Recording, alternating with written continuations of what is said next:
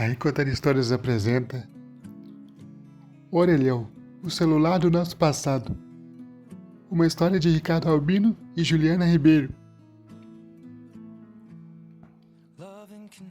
Alô, tô ligando pra saber como você está. Algum tempo atrás, num passado não muito distante assim, muita gente fazia essa ligação por um aparelho que hoje não existe mais. Virou peça de museu. Sabe quem sou eu? Muita gente me chama de celular fixo de rua. Mas o meu nome de batismo é Orelhão.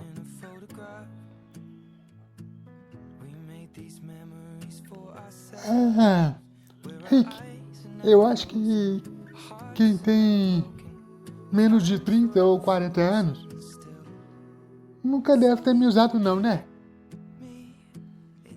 Isso aí, amigão. É um prazer te rever e contar um pouco da nossa história. Eu me lembro muito bem de você.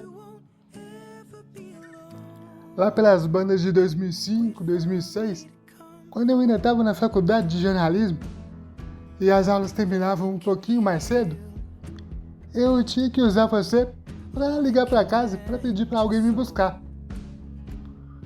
Lá do lado de fora da faculdade, na esquina, perto da padaria, tinha um irmão gêmeo seu, mas que eu não conseguia usar não.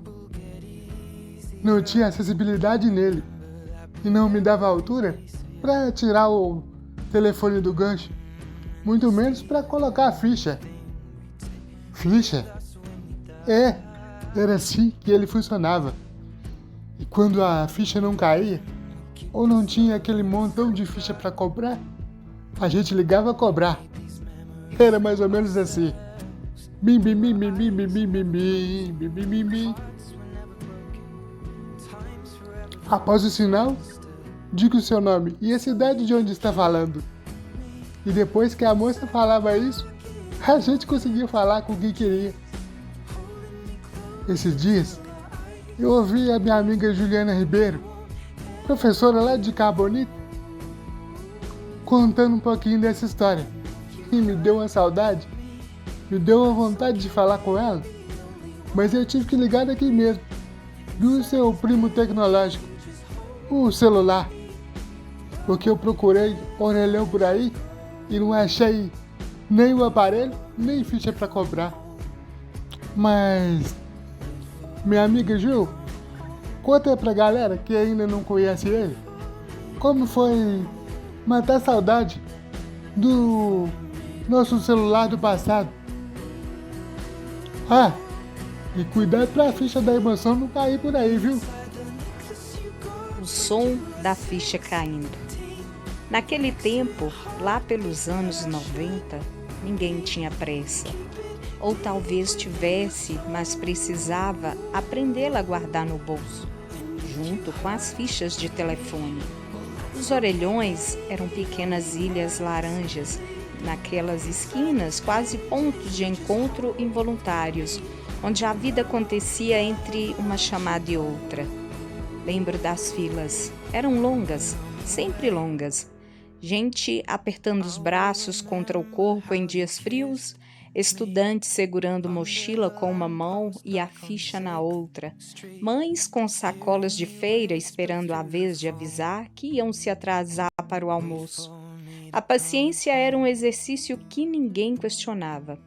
Era só mais uma parte do ritual.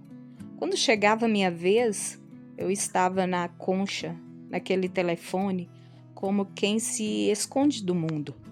O cheiro do metal quente misturado ao vento da rua, o frio ensolarado, que parecia sempre cansado demais, a voz distante que eu esperava do outro lado.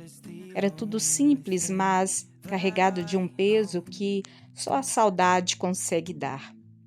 A ficha entrava com aquele clique seco, firme. A ligação começava.